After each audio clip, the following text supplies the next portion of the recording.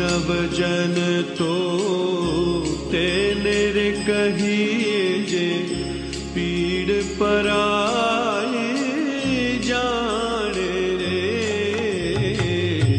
वैष्णव जन तो तेरे कहिए जे पीड़ पराए जाने रे।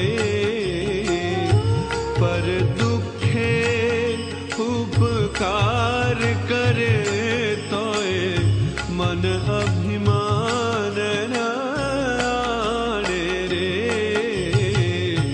वैष्णव जन तो तेरे कहिए।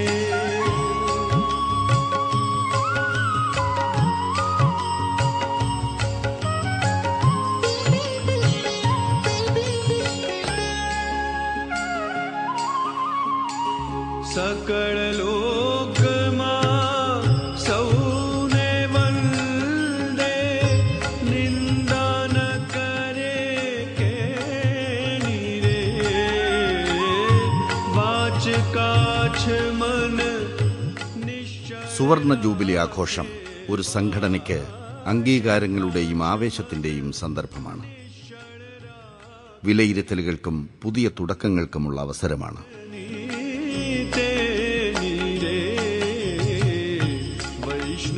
ആലപ്പുഴ ജില്ലയിലെ മാരാരിക്കുളത്തെ ഗാന്ധി സ്മാരക ഗ്രാമസേവാ കേന്ദ്രം അനന്യമായ പ്രവർത്തനങ്ങളിലൂടെ നേട്ടങ്ങളുടെ 50 വർഷങ്ങൾ പൂർത്തിയാക്കിയിരിക്കുന്നു. ജില്ലയിൽ അങ്ങോളമിങ്ങോളമുള്ള ജനങ്ങൾ ജാതി മത രാഷ്ട്രീയ വ്യത്യാസമില്ലാതെ സ്വരാജ് എന്ന സ്വപ്ന സാക്ഷാത്കാരത്തിനായി കൈകോർക്കുന്നതിന്റെ ഫലമാണിത്. തൊഴിൽ തേടുന്നവന് പരിശീലനവും തൊഴിലും നൽകിക്കൊണ്ട്, ഭൂരഹിതന് ഭൂമി നൽകിക്കൊണ്ട്, മാനസികമായി ഉഴറുന്നവന് ആശ്വാസമേകിക്കൊണ്ട്, സാധാരണക്കാരന്റെ സ്വപ്നങ്ങൾക്ക് നിറം പകർന്നുകൊണ്ട് അവർക്ക് താങ്ങും തണലുമായി നിൽക്കുകയാണ് ഗാന്ധി സ്മാരക ഗ്രാമസേവാ കേന്ദ്രം. ആയിരക്കണക്കിന് അയൽക്കൂട്ടങ്ങളിലൂടെ 10,000-കണക്കിന് കുടുംബങ്ങളുടെ ജീവനാഡിയാണ് ഈ കേന്ദ്രം. സാമ്പത്തിക രംഗത്ത് മാത്രമല്ല, ജില്ലയിലെ ജീവിതത്തിന്റെ സമസ്ത മേഖലകളിലും കേന്ദ്രത്തിന്റെ പങ്കാളിത്തം ശക്തമാണ്. वैष्णव जन तो तेरे कहिए जे पीड़ पराए जाने रे। ആത്മാഭിമാനവും സ്വാശ്രയത്വവുമുള്ള ജനതയ്ക്ക് മാത്രമേ സ്വരാജ്യം നേടാനാകൂ എന്ന് ഗാന്ധിജി പറഞ്ഞു. സ്വന്തം സർക്കാരുകളെ ആശ്രയിക്കുന്നത് പോലും പരാശ്രയത്തിലേക്കും അഭിമാന നഷ്ടത്തിലേക്കും നയിക്കും. സ്വരാജ്യത്തിലേക്കുള്ള മാർഗം സ്വദേശിയും ജനങ്ങളുടെ കൂട്ടായ സ്വയം സന്നദ്ധ നിർമ്മാണ പ്രവർത്തനവുമാണ്. ഗാന്ധിജി നിർദ്ദേശിച്ച നിർമ്മാണ പ്രവർത്തനത്തിന്റെ വഴിയിലൂടെ സഞ്ചരിച്ച് സ്വരാജ് നേടിയെടുക്കാനുള്ള പരിശ്രമത്തിലും പരീക്ഷണങ്ങളിലുമാണ് ഗാന്ധി സ്മാരക ഗ്രാമസേവാ കേന്ദ്രം.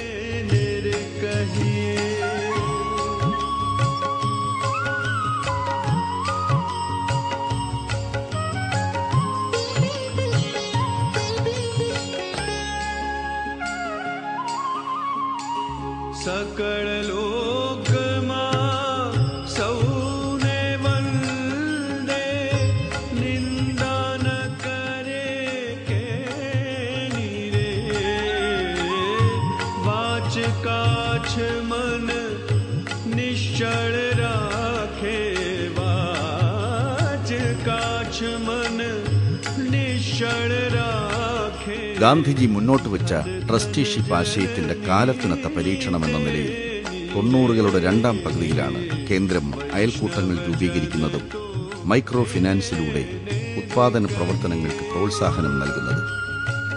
വെറും സ്വയം സഹായ സംഘങ്ങൾക്കപ്പുറം സമ്പത്തിന്റെ മേലുള്ള അവകാശവും അധികാരവും സാമൂഹ്യ മുന്നേറ്റവുമാണ് കേന്ദ്രത്തിന്റെ ലക്ഷ്യം.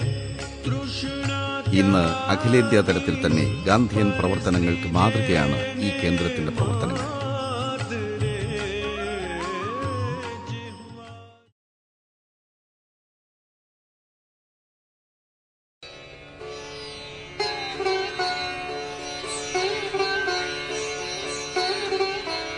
ഗാന്ധിജിയുടെ രക്തസാക്ഷിത്വത്തിന് ശേഷം അദ്ദേഹത്തിന്റെ സ്മരണം നിലനിർത്താനുള്ള രാജ്യവ്യാപകമായ ശ്രമങ്ങളുടെ ഫലമാണ് 50 വർഷങ്ങൾക്ക് മുമ്പ് ഈ കേന്ദ്രത്തിന്റെ തുടക്കം. ഗാന്ധിയുടെ ഏറ്റവും വലിയ സ്വപ്നം ഗ്രാമങ്ങളുടെ ഗ്രാമസ്വരാജായിരുന്നു. അപ്പോൾ ഗ്രാമസ്വരാജ് എന്ന് പറയുന്ന സങ്കല്പം പൂർത്തീകരിക്കാൻ കഴിയത്തക്ക രീതിയിൽ ഇന്ത്യയിലെ ഗ്രാമങ്ങളെ പുനഃസംഘടിപ്പിക്കാൻ കഴിയുന്ന പ്രവർത്തനങ്ങൾക്ക് നടത്തുകയാണ് ഗാന്ധിജിക്ക് കൊടുക്കാൻ കഴിയുന്ന ഏറ്റവും വലിയ സ്മാരകം.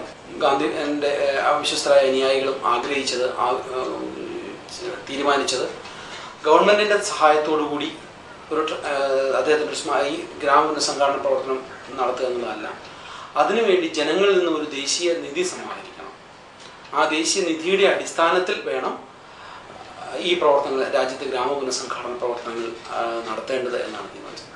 അതിനായിട്ടാണ് അഖിലേന്ത്യാ ഗാന്ധി സ്മാരക നിധി സമാഹരിക്കുവാൻ തീരുമാനിക്കുന്നത്. അങ്ങനെ അഖിലേന്ത്യാ അടിസ്ഥാനത്തിൽ സമാഹരിക്കപ്പെട്ട ഈ നിധിയുടെ വിനിയോഗത്തിന് വേണ്ടിയിട്ടാണ് ഡൽഹി രാജ്ഘട്ട് ആസ്ഥാനമാക്കിക്കൊണ്ട് ഗാന്ധി മെമ്മോറിയൽ നാഷണൽ ട്രസ്റ്റ് നിലനിൽക്കുന്നത്. അഖിലേന്ത്യാ തലത്തിൽ ഗാന്ധിജിയോടൊപ്പം പ്രവർത്തിച്ചിരുന്ന പ്രമുഖന്മാരായ ആളുകളെ വിളിച്ചുകൂട്ടി ഈ ഗാന്ധി നിധിയുടെ പ്രവർത്തനം എന്തായിരിക്കണം എന്ന് ഒരു രൂപമുണ്ടാക്കി. അങ്ങനെ അന്ന് ഗാന്ധിയോടൊപ്പം പ്രവർത്തിച്ചിരുന്നവർക്ക് വ്യക്തമായ ഒരു രൂപം ഉണ്ടാക്കി കൊടുക്കാനായി സാധിച്ചു. ആ രൂപത്തിൽ മുഖ്യമായി 2 ധാരകളാണുള്ളത്. ഒന്ന് അദ്ദേഹത്തിൻ്റെ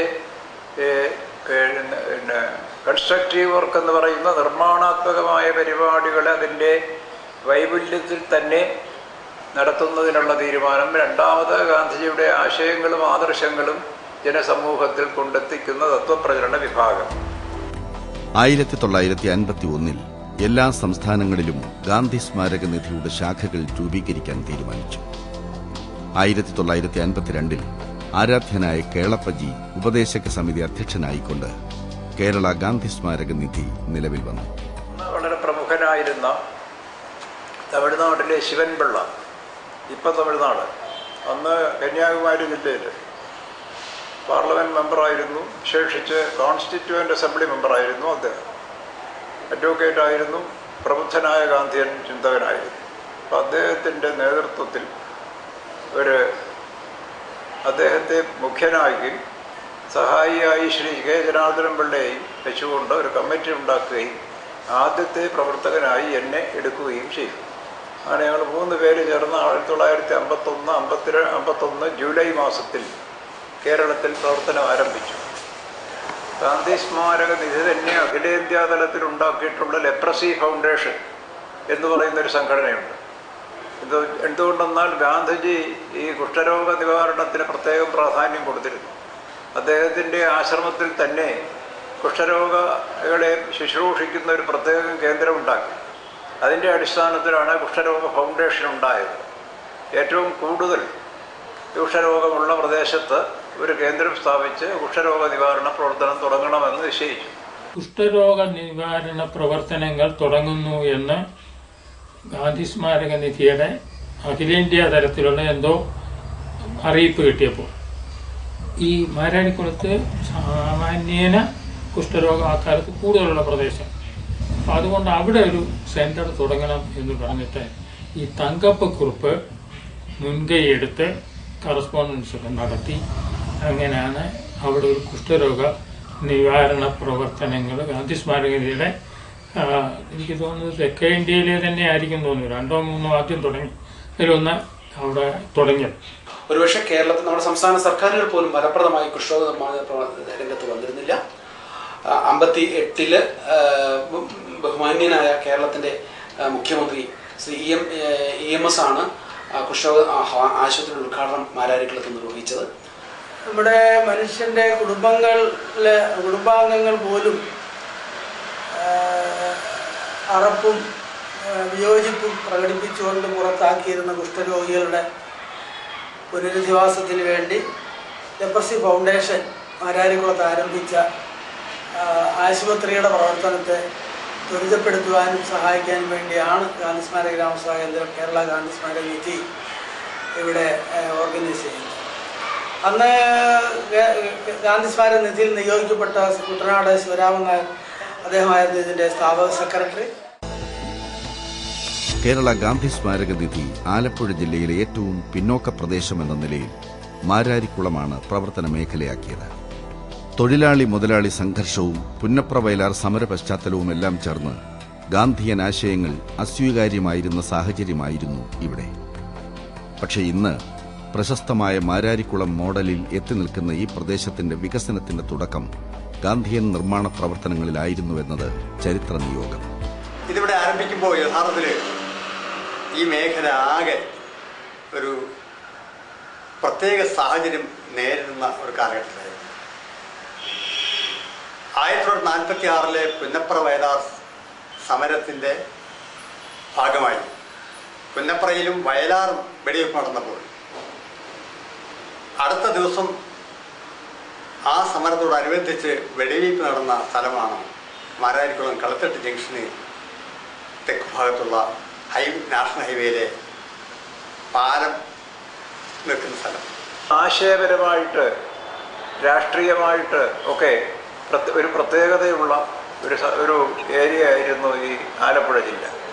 ഒരു രാഷ്ട്രീയ പശ്ചാത്തലം, ആളുകളുടെ സംഘർഷങ്ങളൊക്കെ ഇടയ്ക്ക് ഉണ്ടായിക്കൊണ്ടിരുന്ന ഒരു ചരിത്രം ആ ജില്ലയ്ക്കുള്ളത് കൊണ്ട് അങ്ങനെയുള്ള സംഘർഷം ഇല്ലാത്തൊരു പ്രദേശത്ത് മതി നമ്മുടെ പ്രവർത്തനം എന്ന് വിചാരിച്ചിരുന്നു. പക്ഷേ ഈ ലെപ്രസി ഫൗണ്ടേഷൻ്റെ പ്രവർത്തനം കുറേ നടന്നു കഴിഞ്ഞപ്പോൾ ആളുകൾ നേരത്തെ ഉണ്ടായിരുന്ന രാഷ്ട്രീയപരമായ സംഘർഷങ്ങൾ കുറഞ്ഞു വന്നതിൻ്റെ പശ്ചാത്തലത്തിൽ ഗാന്ധിയുടെ പ്രവർത്തനം അവിടെ നമുക്ക് കൂടുതൽ നടത്തേണ്ടത് ആവശ്യമാണെന്ന് ജനങ്ങൾ അഭിപ്രായപ്പെട്ടു.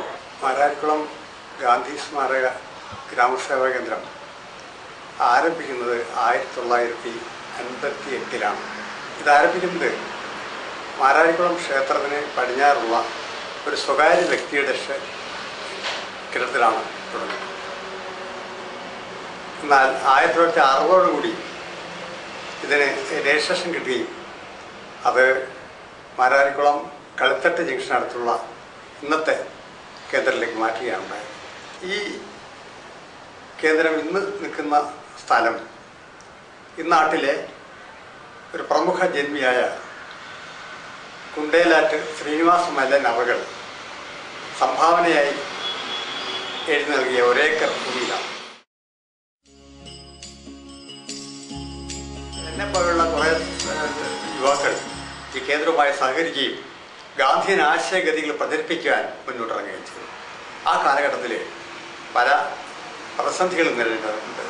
നിരുത്സാഹപ്പെടുത്തലുകൾ, ഈ കേന്ദ്രവുമായി സഹകരിക്കരുതെന്ന് പോലും പല ആളുകൾക്ക് പറയുന്നുണ്ടായി. അത് കാരണം ഇതാണ്, ഈ കേന്ദ്രം എന്ന് പറയുന്നത് മഹാത്മാഗാന്ധി നമ്മുടെ രാഷ്ട്രപിതാവിനെ കുറിച്ച് ഓർക്കുമ്പോൾ അദ്ദേഹം കോൺഗ്രസിൻ്റെ ഒരു വക്താവാണ് എന്നും അദ്ദേഹത്തോട് ആദരവ് കാണിക്കുന്നവരൊക്കെ കോൺഗ്രസ്സുകാരാണെന്നുള്ള ഒരു ചിന്താഗതി ഈ നാട്ടിലെ സാധാരണ ജനങ്ങൾക്ക്, പ്രത്യേകിച്ച് തൊഴിലാളി വർഗത്തിൻ്റെ ഇടയിൽ ഉണ്ടായിരുന്നു.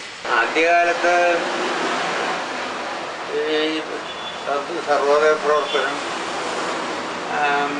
മാതിരിയുള്ള വീടുകൾ തോറും വിസിറ്റ് ചെയ്യുക,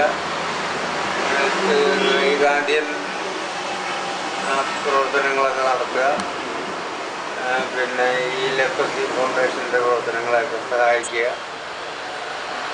മാതിരിയുള്ള പ്രവർത്തനങ്ങളായിരുന്നു ചെറിയ രീതിയിൽ നടന്നിരുന്നത്. പിന്നെ ഖാദി ബോർഡിൽ നിന്ന് സാമ്പത്തിക സഹായം കിട്ടി.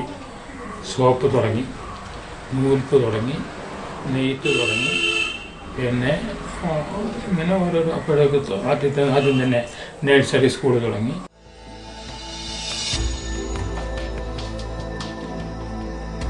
ഒരു നാടിന്റെ വികസനം അറിവിലൂടെ മാത്രമേ സാധ്യമാവൂ എന്ന തിരിച്ചറിവിലാണ് ഗാന്ധി സ്മാരക കേന്ദ്രം വിദ്യാഭ്യാസ പ്രവർത്തനങ്ങളിൽ സജീവമായി ഇടപെടാൻ തുടങ്ങിയത്.